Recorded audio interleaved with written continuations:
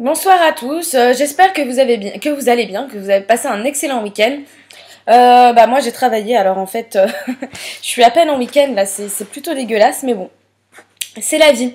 Enfin bref, je suis pas venue ici pour me plaindre, je suis venue ici pour vous parler des spoils du chapitre 429 et 430 de Fairy Tail qui sortiront donc lundi. Je dis 429 et 430 car au cas où vous l'auriez oublié, cette semaine c'est un chapitre double qui sortira. Donc c'est-à-dire à peu près 40 pages, donc c'est plutôt cool. Ce qu'il est moins en revanche, c'est le contenu de ces chapitres. Et oui, je suis plutôt déçue. Alors je vais commencer directement par vous les divulguer. Alors déjà, on va avoir une page couleur qui nous présentera donc Natsu et Lucy. Et après, pour les spoils plus en détail, je me suis appuyée sur différents sites. En fait, j'ai vu différents spoils, donc des spoils japonais qui avaient été traduits en français, d'autres japonais qui avaient été traduits en anglais. Enfin voilà, dans certains, on a certaines informations que nous n'avons pas dans d'autres, mais bref. Ce qui revient en tout cas, c'est ça. C'est que le moine, là, donc la tête d'Iron Man, j'aime bien leur donner des petits surnoms. Enfin bref. Donc lui, apparemment, il va torturer Natsu et Lucy, parce que tous les trois, donc avec Happy, seront emprisonnés. Donc il essaye sur Natsu, ça marche pas du tout. Le gars est beaucoup trop fort, d'ailleurs là je vous parie tout ce que vous voulez, que lorsqu'il torturera Natsu mais que ça n'aura aucun effet, parce que Natsu ne souffrira pas du tout, le monsieur tête d'Iron Man sortira une réplique du style « Mais il est beaucoup trop fort celui-là, dis donc !» Alors vraiment, je parie ce que vous voulez.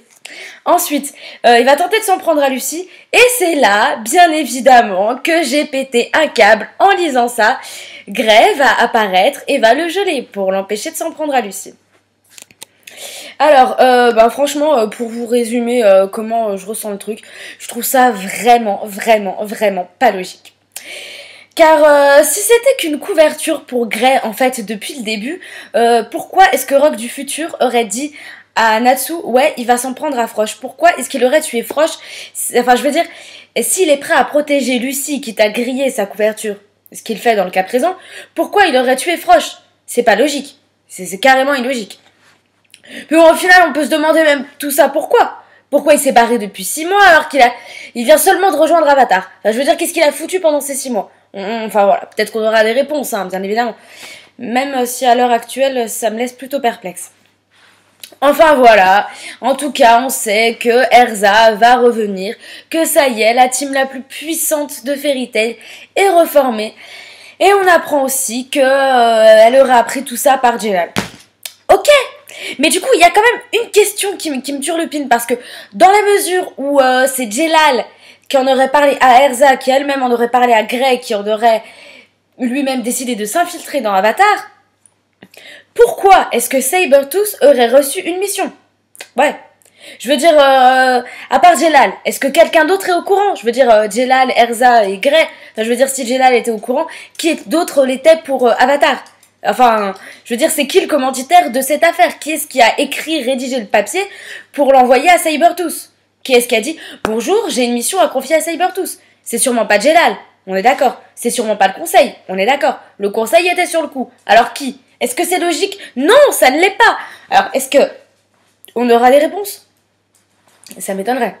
Ça m'étonnerait. Parce qu'il faut quand même pas oublier qu'à la base, si Frosh était censé se faire tuer par Grey, c'est bien que Frosh accompagnait Rogue, que Rogue allait donc à cette mission. Donc, qu'il aurait dû effectuer cette mission. Donc, que le commanditaire... Oh bordel, qu'est-ce que j'ai mal à la tête! Oh là là là là là là! C'est très compliqué tout ça. Enfin, c'est illogique. Je veux dire, le conseil est sur le coup. Bon, certes, Crème Sorcière, c'est une guilde indépendante et Fairy Tail n'existe plus. Donc, on n'allait pas leur confier une mission. Mais dans tous les cas, il sort d'où le commanditaire pour être au courant de cette histoire d'Avatar, puisque le conseil est sur le coup? À moins que ce soit une mission top secret du conseil. Mais si c'est top secret, pourquoi quelqu'un d'autre est au courant? Enfin, je veux dire, à la limite, cette personne est au courant, je veux bien comprendre le fait qu'elle ait confié cette mission à Sabertooth, étant donné qu'elle est redevenue la guilde la plus puissante, puisque Fairy Tail n'existe désormais plus. Enfin, du moins, pendant 7 ans, elle existait, mais de manière plutôt bancale. Enfin bref, voilà, Sabertooth est redevenue la guilde la plus puissante. Mais bon, enfin, ça n'explique pas d'où il sort le commanditaire. Enfin, je veux dire, est-ce qu'au moins on va avoir des informations sur ça? Parce que là, l'histoire de Frosh qui devait mourir, ça me laisse plutôt perplexe. Gray, s'il était pas méchant dès le début, pourquoi il allait tuer Frosh? Enfin, je veux dire, même par accident. Enfin, par accident. Enfin... Oh, fuck. Enfin, bref. En gros, on nous fait carrément comprendre, enfin moi je l'ai compris comme ça, que Jubia elle est tombée malade pour rien. En gros, enfin je veux dire, à la rigueur elle serait tombée malade en mode... Enfin, nous vendre un truc tragique, Gray devient méchant, Jubia devient malade, elle apprend qu'il devient méchant, elle tombe encore plus malade, elle a 2 doigts de la mort. Mais là, en mode, la fille elle attend un mec qui était juste parti en mission infiltration. Genre tout va bien, mais il pouvait pas lui dire. Non, non, non, non. Genre elle aurait pu mourir. Hein, non mais ça va sûrement pas être le cas, hein. Ça va pas être le cas, évidemment, c'est Fairy Tail. On va pas faire mourir Jubia comme ça. Mais bon, elle aurait pu mourir pour rien, juste comme ça. Voilà. En gros, c'est un peu ça. Hein. Enfin, le gars, il est en mode... Enfin, je parle de Gray, hein, quand je dis le gars. Il est en mode, allez, je suis un gros méchant, je me rebelle contre mes amis, par vengeance. Oui, ma famille, elle a souffert. Et tout le tralala, vraiment en mode Sasuke. Pour qu'au final... Eh ben non. Non, non, non, non, non, non. J'étais gentil. It was a joke. It was a funny joke. Enfin bref, c'est encore pire. C'est vraiment pire. Je veux dire, même, enfin, je veux dire, dans Naruto, Thor aurait même pas osé faire ça de Sasuke. Je veux dire, un mec qu'on a détesté pendant un moment. Enfin bref, Sasuke, je tiens à préciser que je le déteste toujours autant. Et c'est pas le seul d'ailleurs. Hein. Enfin bref, un mec qu'on a détesté pendant un moment pour qu'au final, il nous sorte un truc du genre, désolé à Sakura. Alors qu'elle est en train de le guérir, elle lui dit non mais ta gueule, c'est pas le moment là, je suis occupée. Bref, voilà. En guise de retour du côté des gentils, Sasuke se contente d'un désolé auprès de Sakura. Gray là, ça a juste servi à rien du tout. Enfin son infiltration, bon c'est, enfin peut-être un minimum. Je vous expliquerai pourquoi plus tard, hein, mais quand même. Pour le moment, en gros, son infiltration n'a servi à rien. En plus il a grillé sa couverture. Alors au final, sérieusement, je vous pose la question, mais quel intérêt? Quel intérêt? Bon allez. Il y a aussi la possibilité que Gray redevienne gentil pour qu'au final, le moment où il devra affronter Natsu en mode end, nous, en tant que lecteurs, enfin je veux dire, si Natsu et end, comment dire, je recommence, putain, faut que je me calme, bordel de merde. Si on imagine que Gray et Natsu redeviennent amis, en mode pote, ok, on a le même but, y a pas de problème, on est du même côté, mais que Gray apprend que Natsu est end, mais que Gray est gentil, hein, il est vraiment du côté, il est redevenu gentil. Nous, on va se dire, allez, il va pas oser, ils sont potes et tout, et qu'on soit vraiment, enfin, qu'en fait, on se demande comment est-ce que Gray va réagir, enfin, est-ce qu'il osera tuer son ami? Enfin, c'est peut-être ça la possibilité qui fait enfin, la raison pour laquelle Gray redevient gentil. Mais un instant là, il y a un truc qui cloche parce que quand même Gray à la base, c'est un gentil. On est d'accord. Alors, quelle était l'utilité de le faire passer par le stade méchant entre-temps? Pour nous foutre le doute. Le temps de 4 chapitres. Mais bordel, ça sert à rien. Ça sert vraiment à rien. Ça sert à rien. Enfin, faut comprendre l'intérêt. Parce qu'il y a quand même d'autres spoils, que j'ai pas vu sur le même site, qui disent que Gray n'aurait rien dit à Jubia pour la mettre de côté, la préserver de cette histoire, enfin voilà, pour qu'il lui arrive rien en gros, enfin, pour pas qu'elle prenne de risques inutiles. Enfin, quand même, je veux bien qu'il ne la mêle pas à cette histoire. Mais j'aimerais quand même comprendre comment ça se passe dans la tête de Gray, en fait. Enfin, je veux dire, il sait comment elle est, Jubia. Enfin, je veux dire, elle est folle de lui. Pour lui, il a un petit peu des sentiments pour elle. Donc, je veux dire, raison de plus pour qu'il prenne conscience des choses. Enfin, je veux dire, à moins que le mec n'ait pas juste un cœur de glace, mais qu'il ait aussi un cerveau complètement gelé. Enfin, Gray est complètement givré. Ah bah, c'est carrément... Enfin... Il se doute pas que la meuf, elle va l'attendre, elle va tomber malade, ou elle va peut-être pleurer, peut-être qu'elle va même se suicider. Non mais je veux dire, réfléchis un peu, gars. Tu sais comment elle est, tu te barres. Connard, va. Non mais limite, j'aimerais bien qu'il arrive, qu'il retourne genre au village de la pluie, et qu'il voit Juvia dans cet état, à 2 doigts de mourir, et que là, il comprenne, et qu'il sa connerie, et qu'il regrette. Pauvre con, va. Ouais, je suis vraiment remontée contre Gray. Ouais, vraiment, vraiment, vraiment. Parce que, vu le titre du chapitre, en plus, Code Bleu, enfin, je vous l'ai dit dans les commentaires, bon, du coup, à mon humble avis, enfin, pas comme mien, à celui de beaucoup de personnes, Code Bleu, c'est en référence à un arrêt cardiaque imminent. Et peut-être même une petite métaphore avec la couleur des cheveux de Jubia, puisque à l'heure actuelle, c'est la seule qui est vraiment dans un état de mort imminente. Enfin bref, enfin, voilà, c'est fort probable du coup qu'il y ait quand même des petites allusions comme ça, que Jubia est vraiment à deux doigts de mourir, qu'on voit Gray en parallèle qui est en mode putain mais je regrette, qu'est-ce que j'ai fait, il faut que je retourne voir Jubia. Non, Jubia peut attendre, 30 000 innocents sont sur le point de mourir. Non mais franchement, ça pourrait relancer un peu le truc, mais est-ce que j'y crois encore à ça? Non, pas du tout. Je n'y crois pas, je n'y crois absolument pas. Parce que bien évidemment, on sait que Jubia ne va pas mourir. Non, non, bah non, loin de là. On sait très bien que Gray va lui faire sa déclaration et qu'elle sera guérie grâce au pouvoir de l'amour. Ah, ça change du pouvoir de l'amitié, hein. Ah, vous l'avez pas vu venir celle-là, hein. Et puis, aussi concernant le tatouage de la guilde qui a été effacé, plus le nouveau tatouage ainsi que la marque de Gray, j'ai pu comprendre dans les spoils, ceux que j'ai lus en anglais, que la marque de Gray disparaissait dès qu'il sauvait Lucy. Mais pour le coup, j'ai des doutes. Car on sait que la marque noire de Devil Slayer, elle est apparue bien avant, en fait, quand il était encore avec Julia, du coup. Je pense qu'il s'agit plutôt de l'emblème d'Avatar qui va s'effacer. Genre, je sais pas, pour une raison quelconque. Mais bon, bref. Bon, dans tous les cas, je sens bien un truc à la fin du style... Enfin... allez, je vous fais le petit mimique, hein. Ça veut rien dire ce que... Enfin bref, peu importe. Je vois bien un truc du style... mais bon, voilà, tout ça c'est fini.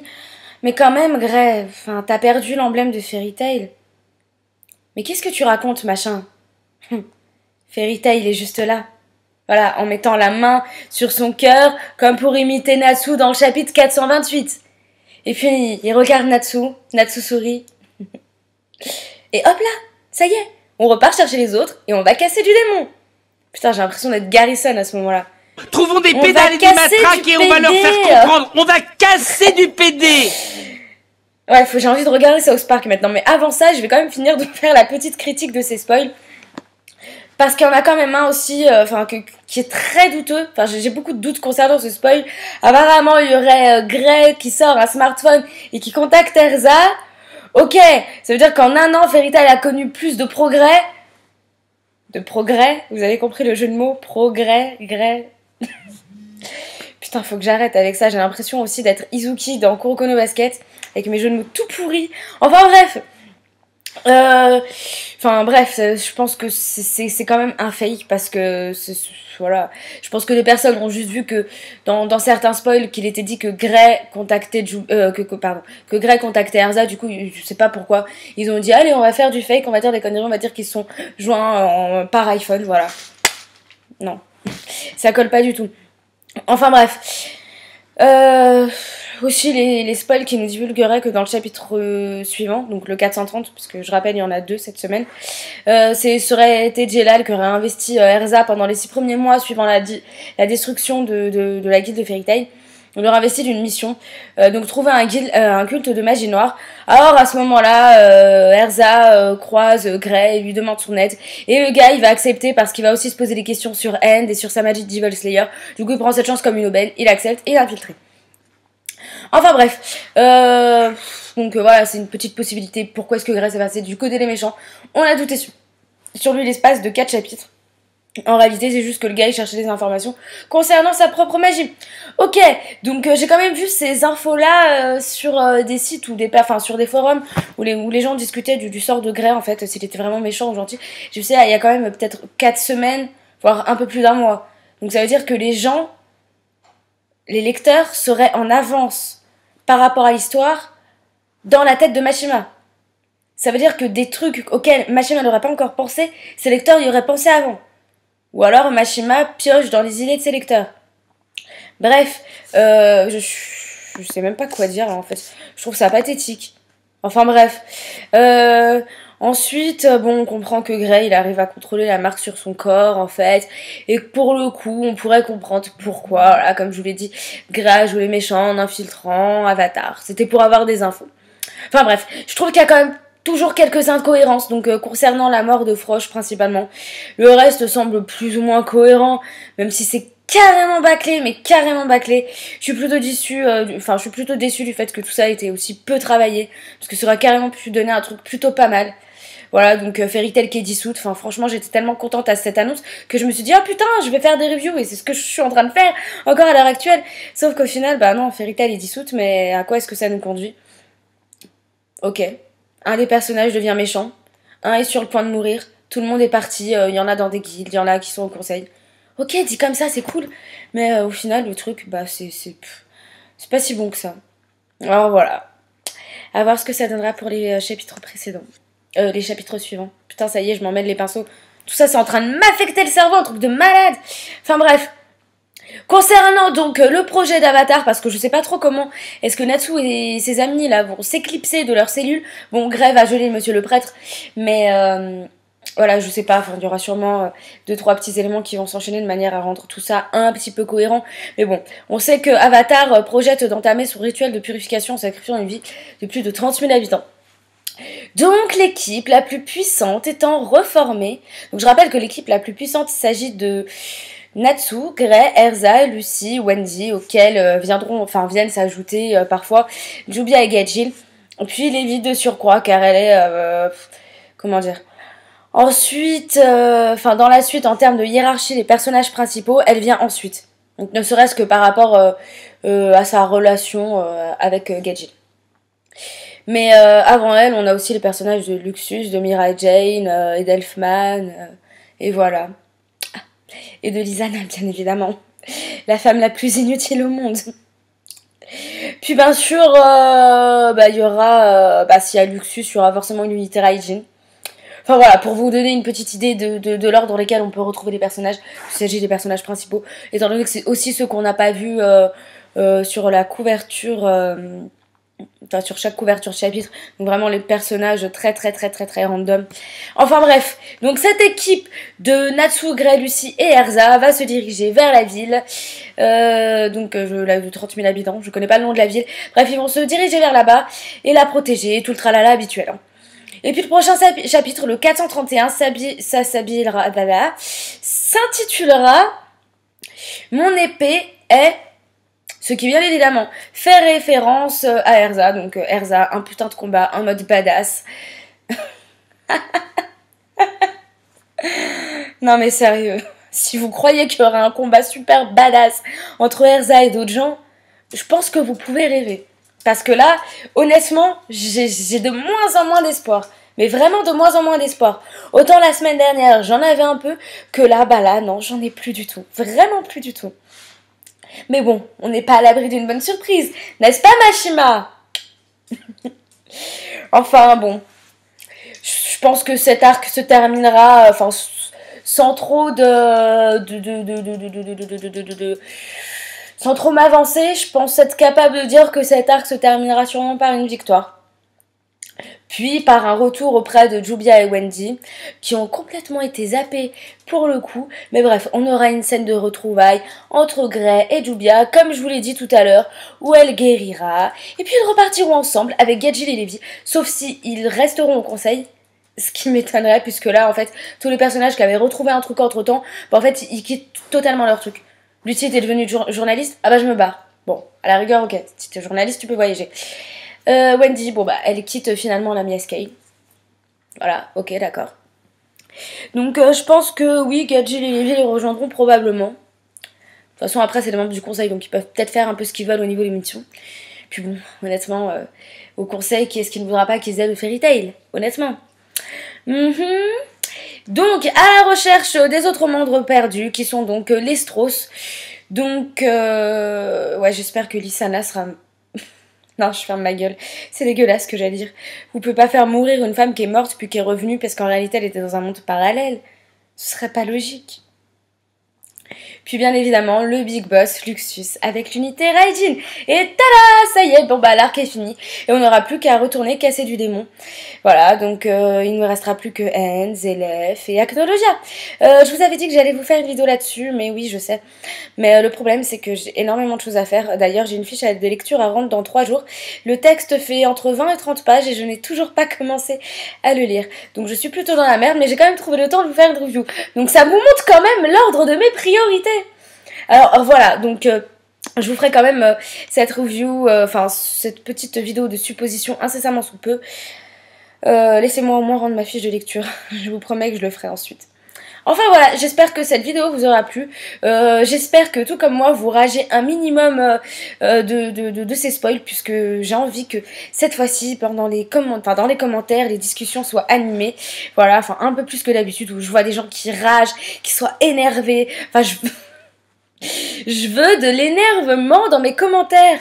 Enfin bref, moi je vais vous dire donc du coup bah à lundi. Pour voir quand est-ce que ce chapitre sortira, enfin quand le chapitre sortira, si on sera toujours aussi énervé ou si finalement bah, les spoils étaient un peu bâclés et qu'au final le chapitre sera beaucoup mieux que ça.